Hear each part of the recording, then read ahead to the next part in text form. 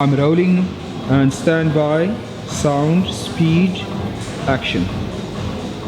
Hi, so the Titan we have the honor of having in our presence today is Franco. Franco, thank you so much for joining us. Pleasure, really nice to meet you. Great. Okay, so we're going to jump right into it. So on the chapter of accept, what kind of responsibility did you have to accept for starting full service? I think it was really the acceptance that this was the right thing for me to do. In terms of setting up a business, it's not, if you're going to do it, you need to really have thought through what the end game would look like.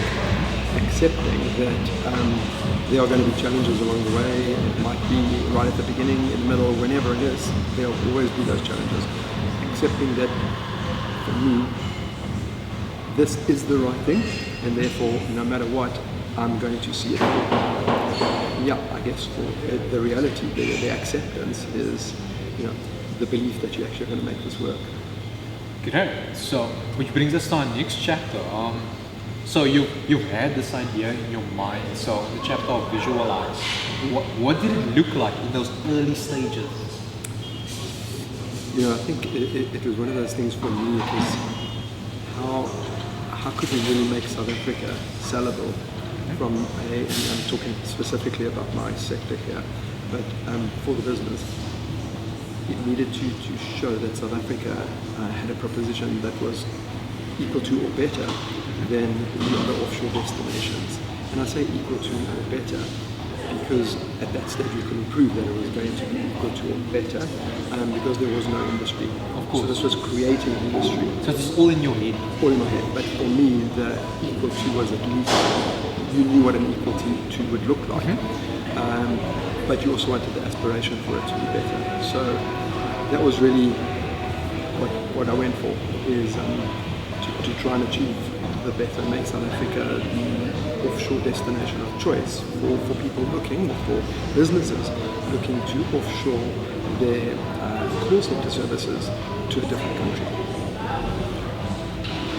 So you accepted the response.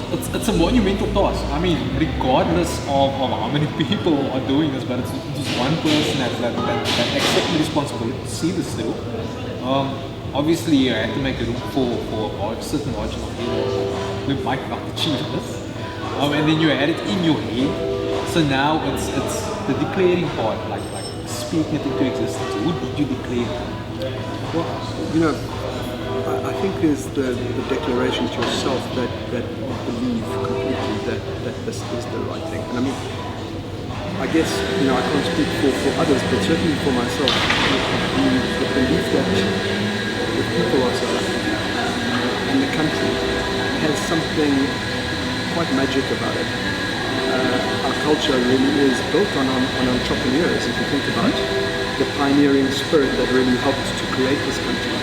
More recently in history than other countries, I'm sure it existed in many other countries as well, but we're a more recent example of that. Yeah, so really, people out here have got that wanting to do better, wanting to make something work, even though there isn't something that actually is a plan or a pattern that shows you how you can do it. But the belief is there.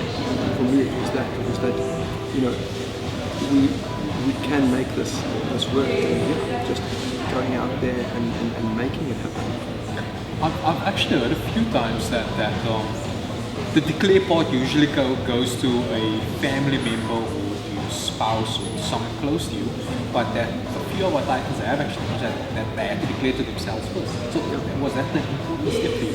It was, because if you look at where I was at that stage, I was in a different country wanting to come and set up this business here, and declaring that whatever the term might have been, but believing that this is actually going to work. We can make this happen, and that also ties in with the visualization, seeing what that looked like. And if India or the Philippines, for example, Philippines, 1 million people in our sector. For me, the visualization of, we are half the size of the Philippines in overall population, and if they have 1 million, talented people in the sector, well then we should at least have 500,000. So yeah, that's what I really felt. I'm not saying that I can do this on my own, but I really believe through collaboration and a lot of the stuff that is happening now, 15 years later, in this industry that's being created, we're still doing a really good job of it, and I believe we can do a hell of a lot more. So yeah, part of that declaration was making sure that I saw it through, and then it was going to be visualizing that thing. Great. The last part, because you mentioned do, which brings us to the last chapter. So briefly explain to us the steps you have to follow to make this come to life, because you accept the responsibility. We're going to create this amazing thing. I don't know where it's going to hit the 5-year mark, 10-year mark. I don't know where, but we are going to visualize it. You saw it the way you wanted to see it, and you declared it to yourself. What did you have to do?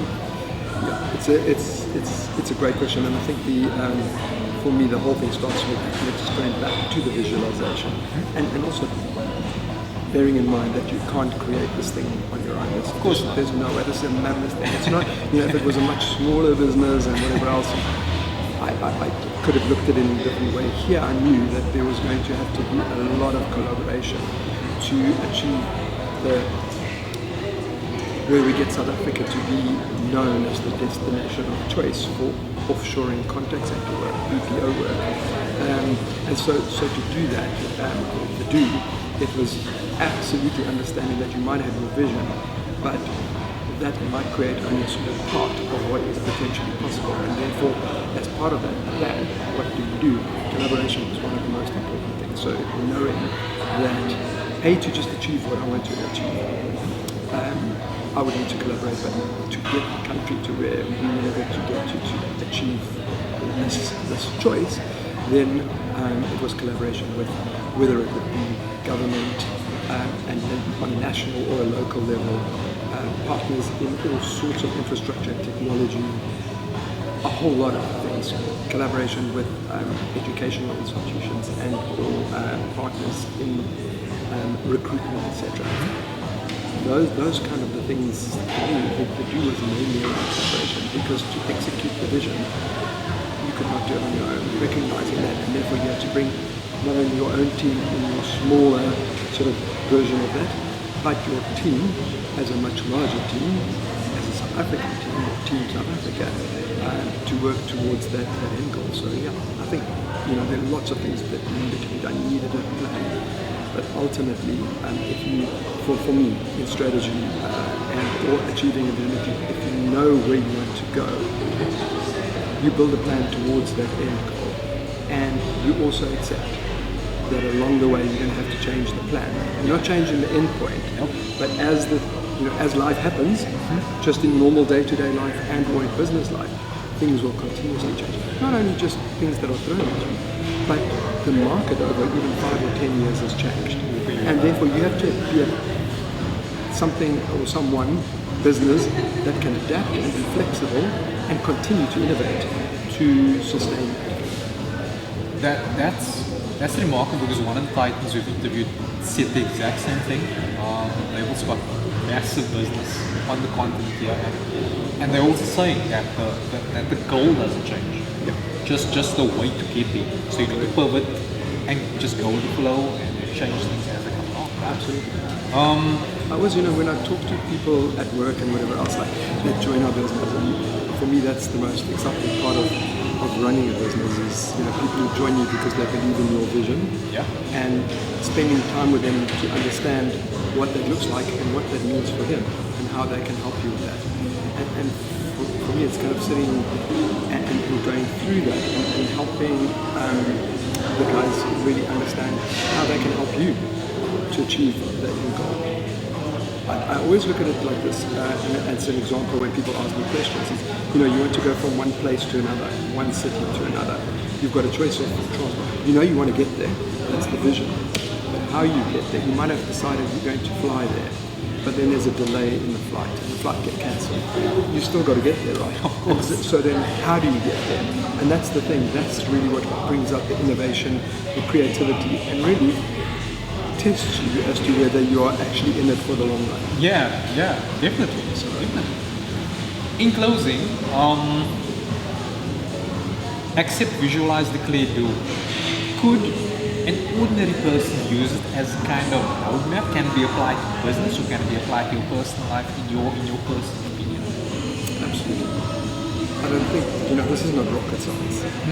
There are hundreds of books written about this. There are multiple successful case studies of wonderful people in all walks of life, in all walks of industry, who have kind of told similar stories. I think in the end, it's if you really believe in something, you've got the passion to see it through, and you just follow those principles you just talked about, with flexibility and the fact that